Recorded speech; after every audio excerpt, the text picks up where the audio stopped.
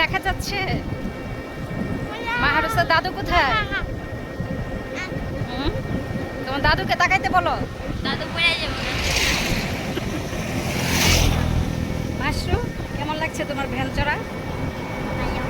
ভালো। ভ্যান চড়তে কেমন লাগছে? শুধু ভ্যান বলে অপমান হয়, ইলেকট্রিক ভ্যান। ও আচ্ছা, এটা ইলেকট্রিক ভ্যান। এখন আমরা ইলেকট্রিক ভ্যানে চড়ছি।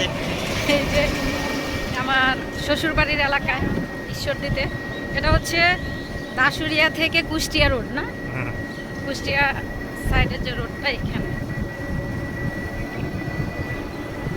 প্রচণ্ড গরম, প্রচণ্ড রোদ।